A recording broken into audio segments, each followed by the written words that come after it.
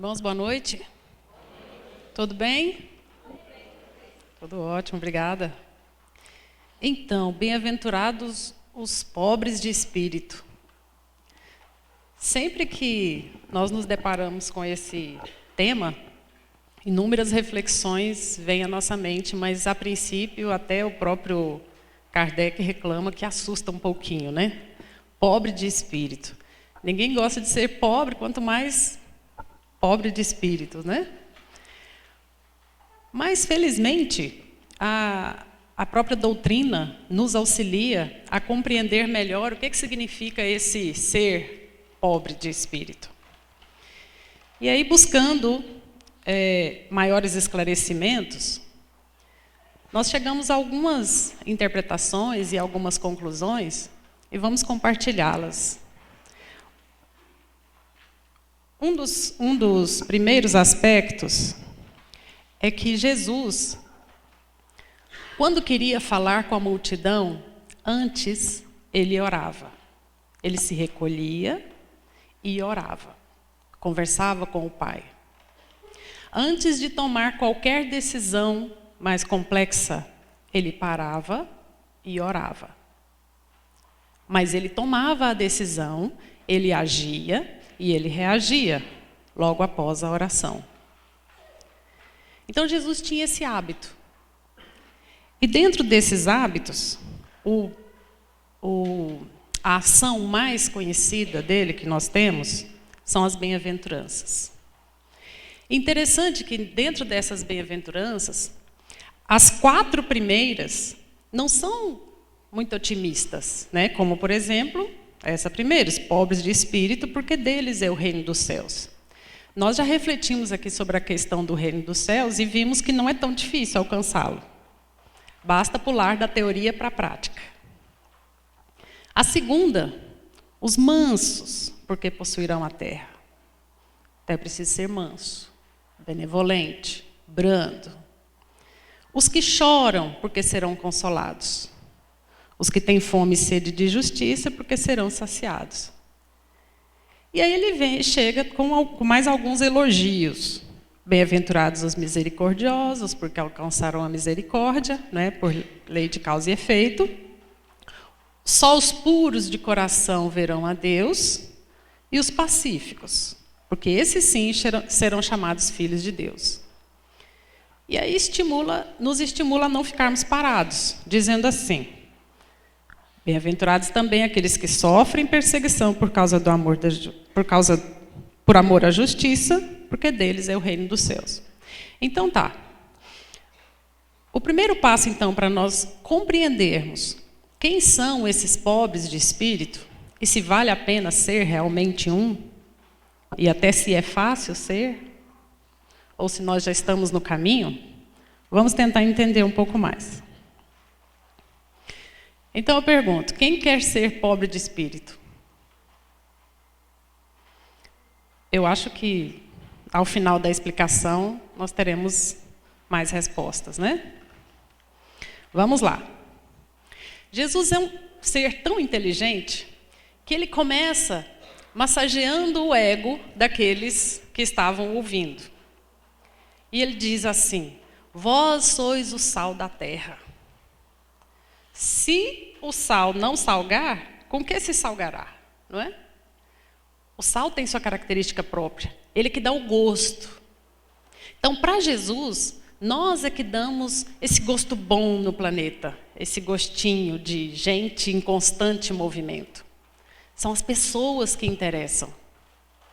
Então, quando nós falamos que nós somos o sal da terra, nós somos, então, a figura mais importante do planeta. Até aí, tudo bem, né? Então, que bom, nós somos importantes, nós somos essenciais, né? Nós temperamos, nós damos um toque especial. Mas exagero pode causar pressão alta, né? Mas vamos lá. E ele continua nos alegrando, falando assim: resplandeça a vossa luz. Qual luz?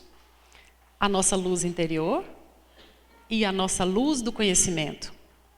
E ele diz assim: resplandeça a vossa luz diante dos homens, para que vejam as vossas boas obras e glorifiquem o vosso Pai que está nos céus. Que ótimo. Então Jesus quer que cada um de nós, além de fazermos a diferença, porque nós somos importantes, somos essenciais e damos o gosto bom, nós também temos que compartilhar esse gosto bom, essa alegria de viver, esse tempero com as pessoas, em forma de luz, em forma de ajuda, de ensinamento, de esclarecimento. Mas quando ele fala assim, para que vejam as vossas boas obras, para que os homens vejam as nossas boas obras. Opa, então é bom a gente fazer uma coisa boa e divulgar, não é não? Vamos lá. E glorifiquem o vosso Pai que está nos céus. Mas essas coisas boas que nós fizermos e compartilharmos com as outras pessoas, isso não será para massagear o nosso ego, mas para glorificar o Pai que está no céu. Isso ele deixa bem claro. Vamos lá. Aí ele começa a puxar a orelha. Os irmãos logo vão entender como é que Jesus desenhou o pobre de espírito. Aí ele diz assim, olha, eu não vim destruir nenhuma lei. Eu só vim cumprir.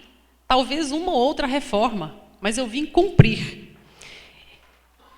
E leve o tempo que levar, essas minhas palavras serão cumpridas. Ou seja, ele nos deu a eternidade como prazo de validade para nós encontrarmos esse caminho. Só que ele disse que, enquanto isso não for cumprido, nada vai mudar. O que será que Jesus queria dizer com isso? Aí ele deu a dica. Lembra quando ele falou que nós somos a luz do mundo e que nós temos que divulgar isso com os nossos irmãos? Olha a dica dele lá embaixo. Qualquer, pois, que violar um destes mandamentos, por menor que seja, e assim ensinar aos homens... Ok, então ele disse, vá, faça bonito, porque você é importante, e conte para todos. Mas cuidado, que se você ensinar algo errado, você será o menor. Será chamado menor no reino dos céus. Aquele, porém, que os cumprir e ensinar, será chamado grande no reino dos céus. Muito bom. Então, nós podemos ser esse grande no reino dos céus. Podemos ser essa luz. Só que nós precisamos só de duas coisinhas. Ensinar e cumprir. A passagem do saber para o ser pode ser difícil às vezes. Mas se a gente forçar a barra um pouquinho e começar a fazendo meio obrigado, a fazer o bem, falar, vou ter que fazer o bem, né? De repente isso se torna automático. Aí ele chamou a atenção para o fato de que nós, além de termos que ensinar por palavras ou pelo nosso próprio exemplo, aliás, eu acho que até em relação aos filhos e colegas de trabalho, o nosso próprio exemplo fala mais do que às vezes as nossas palavras. Aí ele chamou a atenção para o fato de cumprirmos as leis divinas em sua essência, e não como os hipócritas, né, que ele já chamava a atenção. Ora, então atenção, nós somos o sal da terra, somos a luz do mundo, mas aquilo que nós falarmos e nós ensinarmos e nós colocarmos em prática, precisa estar de acordo com a lei. Precisa ser correto. Então, tudo bem. Aí Jesus, achando pouco, diz assim, mas não basta fazer dessa forma, é preciso que isso seja profundo e verdadeiro, de essência, do mais puro e do mais profundo do coração. Porque senão nós seremos comparados aos hipócritas, que falam, mas não fazem. Que cobram do outro a perfeição, mas não dá um passo para a própria perfeição. Que exige do outro a honestidade, mas na primeira chance comete um deslize. E diz, mas eu posso. que não perdoa o outro de jeito nenhum, mas quando comete uma falha, é o primeiro a falar. Mas eu erro tão pouco, né? Querendo perdão. É aquele que não suporta mentiras, mas não passa um mês sem contar pelo menos uma. Acho que fui generosa, né? Uma semana? Um dia? Então, meus irmãos, a situação é difícil. Vamos lá. Aí, Jesus estava pregando, então, e ele nos ensinou a valorização da vida, com uma palavrinha só que já vinha ali dos 10 mandamentos. O não matarás. Mas nesse aspecto dele chamar a nossa atenção para a nossa essência, ele faz assim, ó. Bom, aqui eu coloquei uma figurinha de salvando vidas, né? Porque pela neurolinguística a gente tem dificuldade com os não, né? Não faça isso, não faça aquilo. Né? O sujeito inaugurou um posto e colocou uma placa bem grande assim, não aceitamos cartões. Nenhum cliente comparecia ao posto. Foi só tirar a placa, o posto encheu. Porque o não, né? As pessoas não gostam do não. Tem medo. Então, se alguém é comerciante aqui, nunca coloque a palavra não logo na entrada do cliente. Vai espantar. Bom, isso não é nenhum estudo científico, tá? É só observação empírica aí do cotidiano. Aí, então ele disse, não matarás. Ou seja, não é para matar. Mas também não é para morrer de raiva.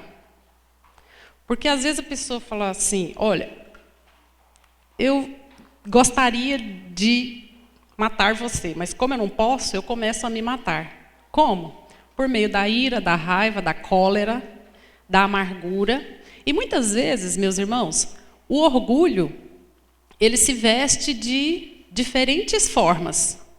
Ele se veste de fuga, de raiva, de palavrões, de ódio, de afastamento e até de enfrentamento. E aí, Jesus não perdoa, né? Já que ele está dizendo que nós somos o sal da terra, que nós somos a luz do mundo, né? Que temos que compartilhar isso com os nossos irmãos, porque evolução sozinha não acontece, né? Já discutimos isso aqui, ninguém evolui sozinho.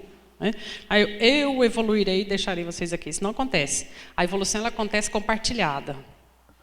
Qualquer que sem motivo se encolerizar contra seu irmão será réu de juízo. Réu de juízo. Qual juízo a gente já sabe, né? Então, encolerizar-se, se aborrecer profundamente com o outro. Eu tenho comigo que 50%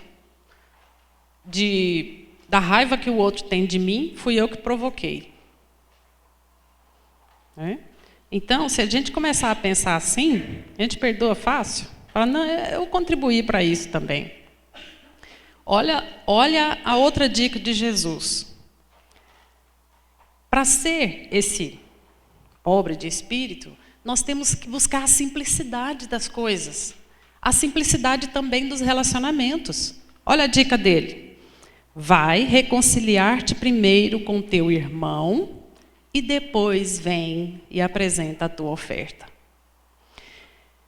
Reconciliar com o irmão, frente a frente, às vezes é difícil, mas a gente pode começar indiretamente fazendo uma oração. Ore para o seu anjo da guarda, para o anjo da guarda orar para o anjo da guarda dele, que quando você chegar lá, o campo já está preparado. Então, essa reconciliação, antes de trazer qualquer coisa ao altar, deixa bem claro o raciocínio de Deus. Assim, olha, enquanto vocês estiverem aí, não vem não, porque não é verdadeiro. Porque olha só,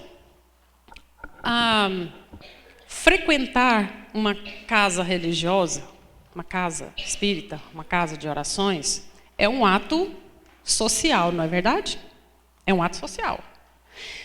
O que vai diferenciar se esse ato é social ou espiritual é a sintonia com o Pai que nós temos enquanto estamos aqui e quando sairmos daqui. Porque Deus a gente encontra em qualquer lugar. Mas quando um grupo maior de pessoas se reúne para buscar a Deus, aí a conexão é espetacular. Aí é fantástica. Como Jesus diz, né? Onde houver 2 ou mais, ali eu estarei. Então, o que diferencia é essa nossa capacidade de limpar, de higienizar, de ter um auto-clean, né? De higienizar constantemente o nosso coração e a nossa mente, para que a gente não fique preso. E essa reconciliação, ela precisa acontecer diariamente, porque os conflitos são muitos. Às vezes pequenos, às vezes grandes. Aí a outra dica dele: simplicidade nos relacionamentos familiares. Não cometerás adultério, é o que está lá nos 10 mandamentos. Aí Jesus fala assim: não, peraí, não é só assim também não. Vamos aprofundar isso, vamos subir a um nível mais delicado. Olhou mal, olhou com desejo, mesmo que seja um desejo, como às vezes o homem fala, não, é só um desejo carnal, eu amo a minha esposa. Né? Foi só uma coisa física. Isso existe para vocês? Porque para mim não. Então tá bom. Então, olhou com... Mas está olhando com mau olhar. Não é olhar mal, não, é bom. É bom, né? Então existem diversas formas de se ludibriar a consciência, que é onde Deus mora. Existem inúmeros argumentos, vulgares ou não, populares ou não, que as pessoas às vezes utilizam para dizer mas é diferente. Então, ser indulgente com as imperfeições alheias também é uma forma, né? Então, se olhou com um mal olhado, já cometeu adultério. Então, fecha os olhos, vira. Se não aguenta a tentação, não fique perto, porque uma hora cai. Né? Simplicidade nas palavras. Olha por que esse sal realmente tempera, né? De maneira nenhuma jureis. Eu prometo que eu vou. Não estarei lá. Não vai. Se não vai, fala, tia, eu não posso estar aí domingo, porque domingo eu tenho esse compromisso. Obrigada. Né? Fala com carinho. Mas não prometa nada que você não seja capaz de cumprir. E seja o seu sim, sim, e o seu não, não. Muitas adolescentes ficam grávidas antes dos 15 anos porque não sabem dizer uma palavrinha com 3 letrinhas. Não. Agora, não. E muitos meninos também acabam tendo relações sexuais sem amor porque não sabem dizer a palavrinha não. Não, agora não. Não quero. Você não é a hora certa, não é o lugar certo, e nem sei se você é a pessoa certa. Então, saber dizer não é uma característica importante. Não ao álcool, não às drogas, não a qualquer tipo de prostituição, não à mentira, não à desonestidade, não, não. Comigo, não. E eu acho que com vocês também, não. Aí, nós acabamos de aprender que o não assusta, que o não afasta, que o não gera rejeição. Mas então, peraí. Nós estamos querendo afastar coisas boas ou coisas ruins? Ruins. Então, para as ruins, a gente pode e deve usar o não. Mas você usa muito o não. Mas a situação exige. Então, é muito o não. E o não, às vezes, não pode soar como um talvez. Não. Né? O não que soa como um talvez é às vezes até pior, porque a pessoa fica sem saber se você tem certeza ou não. Aí até o outro fica em dúvida. A simplicidade ante os conflitos. Não resistais ao mal, mas se qualquer que te bater na face direita, oferece-lhe também a outra. Só esse item dá muito pano para manga. Porque às vezes oferecer a outra face é a face do perdão, a face da compreensão, é se colocar no lugar do outro e falar, eu acho que você tem razão. Nossa, mas você... Não sou eu, só um exemplo. Nossa, mas você está gorda. Nossa, não é que eu engordei mesmo? Então, uns pneuzinhos aqui, acho que vou parar de comer pão de queijo. Então, A pessoa que se melindra demais, que se ofende demais, que reclama demais por qualquer coisa, tudo isso é orgulho vestido de outra coisa. Então, nós precisamos entender que a gente não tem que resistir ao mal. Ele vem até nós e nós transformamos ele em bem. Esse é um dos desafios. Mas também a gente não pode ficar fugindo dos conflitos. A simplicidade no doar e no receber. Te obrigou a ir uma milha, vai com ele mais 2. O professor quer que você faça um trabalho de 10 páginas, faça de 15. A sua esposa quer que você ajude a lavar os pratos, enxugue os pratos. Vai lá, lava, enxuga e guarda. Né? Não? Pediu uma milha, vá com ele mais 2. Essa do prato é boa, mas às vezes é difícil. Aí a senha para ser humilde, então. Essa é a senha. Então, se nós somos o sal da terra, se nós somos a luz do mundo, se aquilo que nós fizermos de bom e de importante precisa ser divulgado, compartilhado, para que os nossos irmãos também cresçam, né? Não para o nosso engrandecimento, mas para o engrandecimento do Pai. E que nós precisamos perdoar. Aliás, o perdão, a gente tem que perdoar o tempo todo, porque só quem não perdoa é quem é totalmente perfeito. Então, se a gente tiver uma chance para perdoar, perdoe, porque você não sabe o dia de amanhã, pode ser que a qualquer momento alguém tenha que te perdoar. E aí? Nós não somos perfeitos, né? Olha a senha. Amar os inimigos. Amar o inimigo. Amor é respeito, responsabilidade, carinho, até nas palavras, e tolerância. Não precisa levar o inimigo para dentro da sua casa. Nem andar com ele, porque pode ser que o seu inimigo seja seu inimigo justamente porque é muito diferente de você. Pensa diferente, age diferente.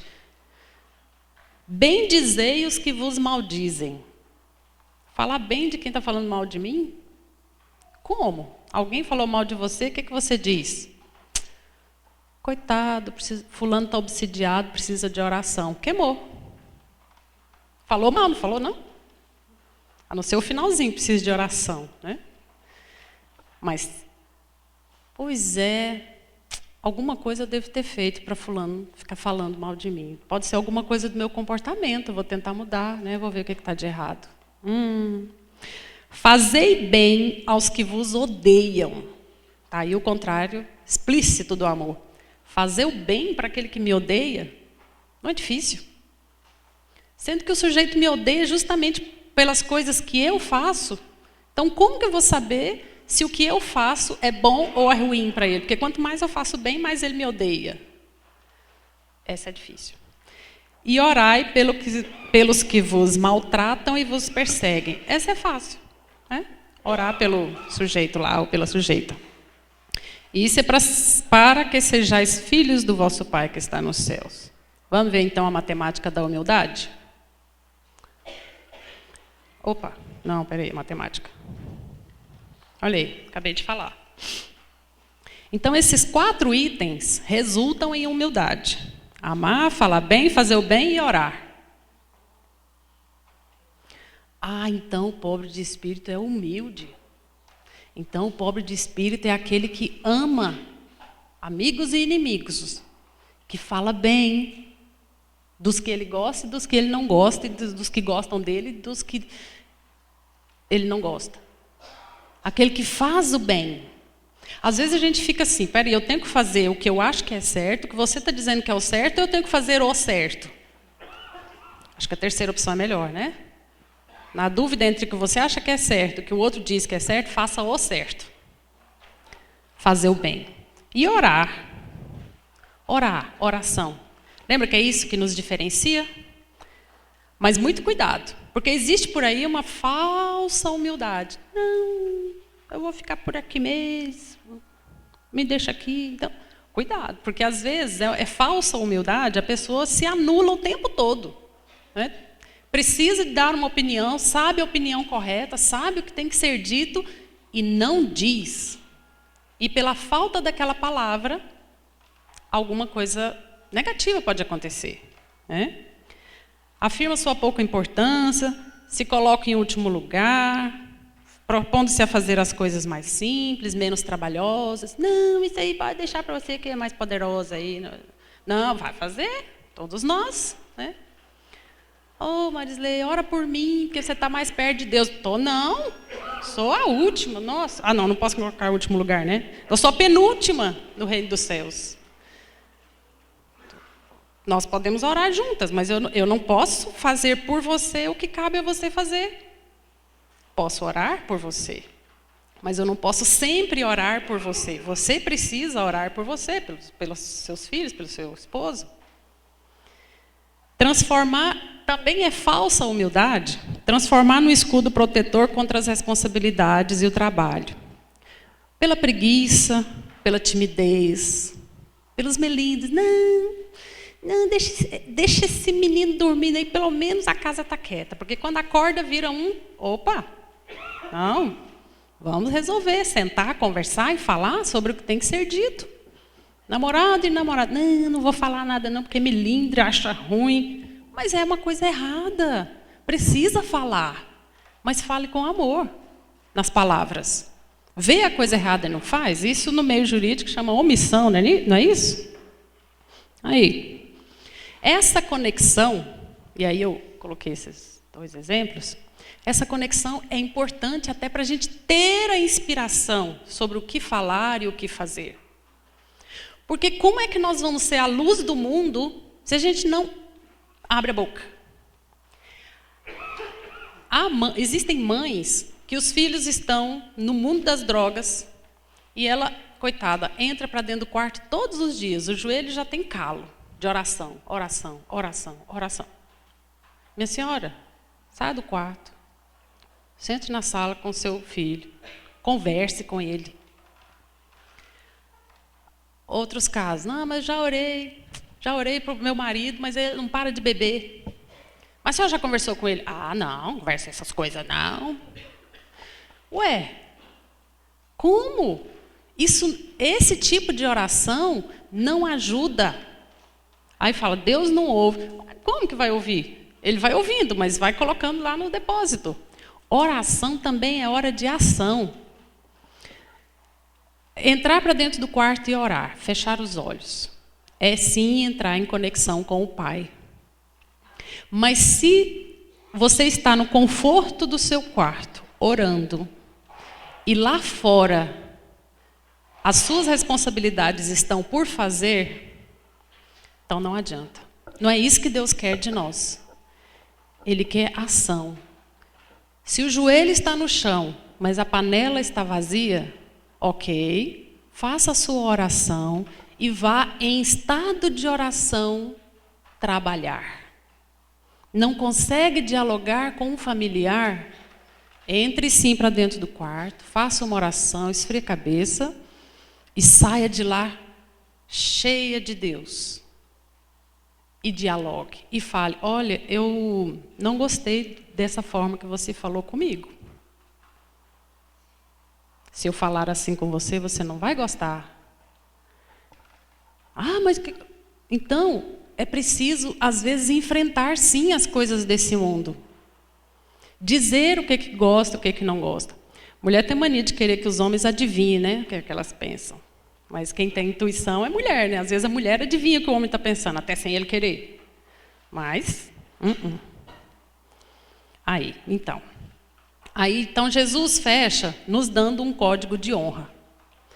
Esse código de honra, se a gente separar todo o Sermão da Montanha para tentar encontrar esse pobre de espírito, nós vamos perceber que Jesus nos dá direitos, deveres, né, e responsabilidades, proibições e penalidades. Então, se a gente quiser ser esse pobre de espírito, esse humilde, nós temos o direito de amar o próximo, nós temos o direito de orar. Temos o direito de fazer com que as coisas aconteçam conforme o Pai quer. Mas se nada disso acontecer também, nós temos as penalidades. Nós não seremos chamados filhos de Deus, nós não herdaremos a terra, nós não alcançaremos o reino dos céus, nós continuaremos como inimigos e nós vamos morrer da pior morte que existe, que é a morte do Espírito, que é a perda dessa luz. E nós não podemos perder essa luz, porque mais importante do que ser sal da terra é ser a luz do mundo. Existe elogio melhor? Mas esse elogio ele só funciona se nós tivermos a essência, a base, a estrutura de toda e qualquer outra virtude, a humildade. Que Jesus nos abençoe.